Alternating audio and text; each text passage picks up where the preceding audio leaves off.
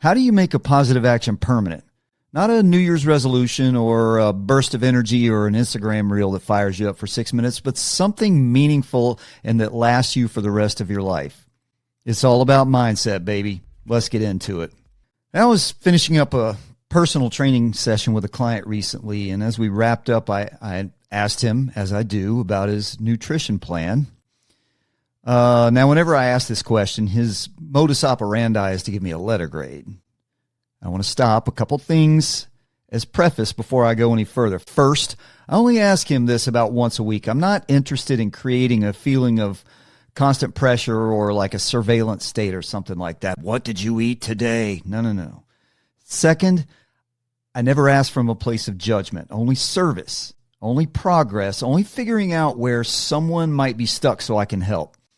And for the third time in a row, he gave himself a C+. So I asked him a simple question. What can I do to help you push that to a B-? Not an A+, not perfection, no gold stars and unicorn stickers, just a small attainable improvement from where he'd seemingly been stuck. And his response was actually really solid. He said, "You've been doing everything I need. The next step is on me." And that's ownership and accountability, and that's a good mindset. But I could feel something else going on.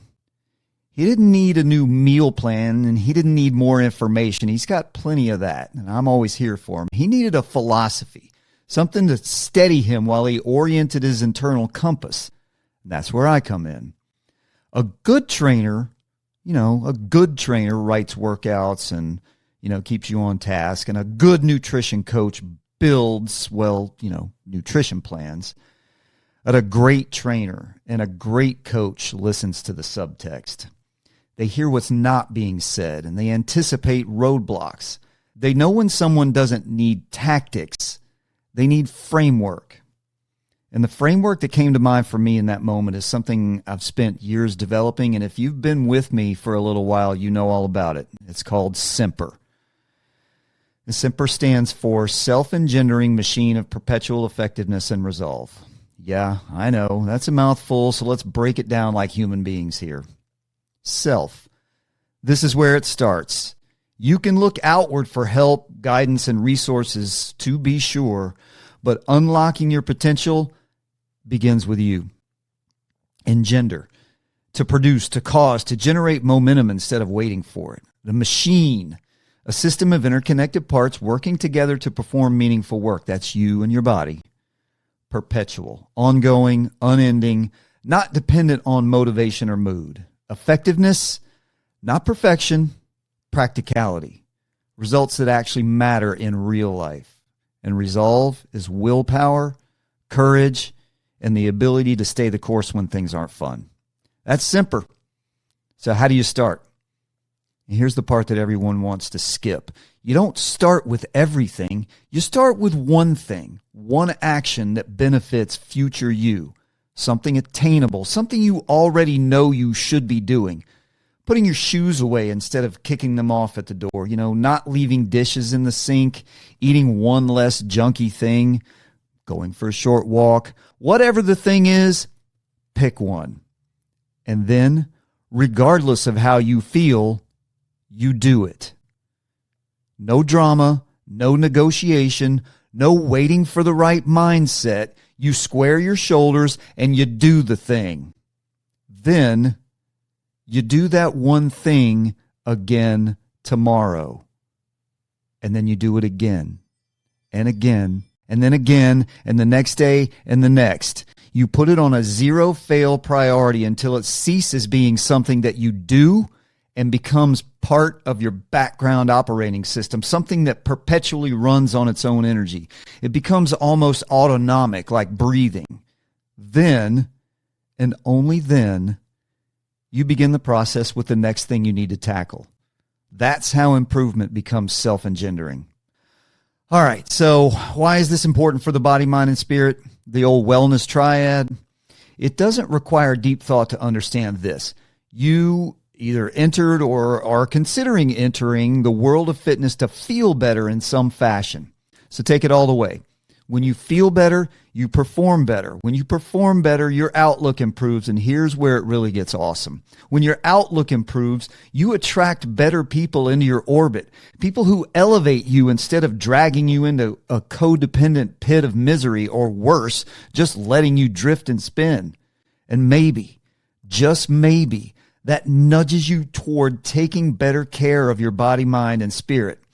Maybe you become someone your kids look up to. Maybe your presence becomes stabilizing instead of draining. Maybe people want to be around you because you're solid. You become a fountain instead of a drain. You're feeding goodness into the world. At that point, you don't need fame. You don't need status. You don't need a platform. You don't need any of that nonsense. You're an asset and a source of light. You're a springboard for the growth of others, and I cannot think of a better thing to be. Here's a classic trap that keeps people stuck. Believing that small progress doesn't matter, that if it's not dramatic, it's pointless. The reason people often freeze is because they create an existential to-do list that feels overwhelming. Your life is a gift. It's sacred and worthy of elevation, and there are things in your life that need doing and need enjoying. So let me ask you this. Why does the idea of months of exercise keep you from doing 20 jumping jacks? Why does the thought of writing a book keep you from writing one sentence? Why does folding all the laundry keep you from pairing a few socks? Because you're thinking too broad, too far down the line, too big picture, and it's causing paralysis. Now, there's an old proverb. How do you eat an elephant? One bite at a time.